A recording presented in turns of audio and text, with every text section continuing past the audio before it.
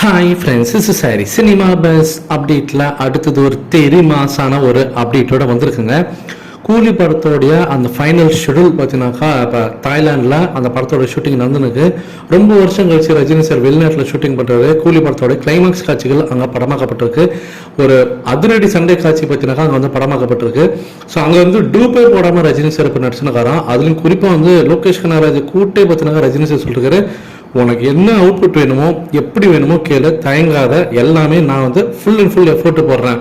இந்த படம் நமக்கு வந்து ஒரு பெரிய வெற்றி படமாக அமையணும், இந்திய சினிமாவில் ஒரு பெரிய இடத்துக்கு நீ போகணும், அதற்கு நான் என்னோட எஃபோர்ட் எல்லாமே நான் தரேன், நீ வந்து எதுவுமே தயங்காமல் என்கிட்ட நீ கேட்கணும் அப்படின்னு சொல்லிட்டு டூப்பே போடாமல் ரஜினி சார் நடிச்சிருக்காரு. ஸோ அதை பார்த்து லோகேஷ் கனகராஜ் வந்து நீங்கள் எனக்கு கிடைச்ச ஒரு பொக்கிஷன் சார் அப்படின்ற மாதிரி ரொம்ப மனசு உருகி பார்த்தினாக்கா என்ஜாய் பண்ணி படத்தோட ஷூட்டிங்கில் வந்து ஈடுபட்டிருக்காரா லோகேஷ் கனகராஜ் அவர்கள்.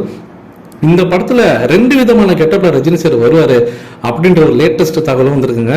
நம்ம பார்த்துனாக்க ஒரு கெட்டப் பார்த்தீங்கன்னாக்கா அந்த ஃபர்ஸ்ட் ஒரு சாங் வந்தது பார்த்தீங்களா ரஜினி சாரோட பிறந்தநாள் அன்னைக்கு, அது ஒரு கெட்டப்பு.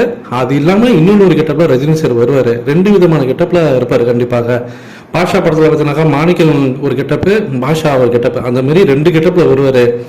இந்த படத்தோடைய கதை அப்படின்னு நீங்க பார்க்கும்போது, இந்த படத்தோட கதையை நீங்க சொன்னீங்கன்னாக்கா தீ படத்துல வரக்கூடிய கதை, அதே போல தளபதியில் வரக்கூடிய ஒரு சின்ன ஒரு கரு.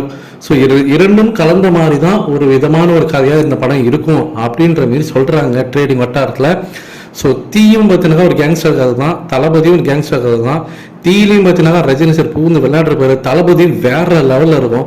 இது ரெண்டையும் கம்பைன் பண்ணி ஒரு கதை கொண்டு வர போறாங்கனாக்கா எப்படி இருக்க போகுதுன்னு நினைச்சு பார்க்கும்போது ஒரு கூஸ் பம்ஸாக தான் இருக்கு. நீங்க எந்த அளவுக்கு எதிர்பார்த்து காத்திருக்கீங்க இந்த படத்துக்காக அப்படின்றது கீழே சொல்லுங்க ஃப்ரெண்ட்ஸ்.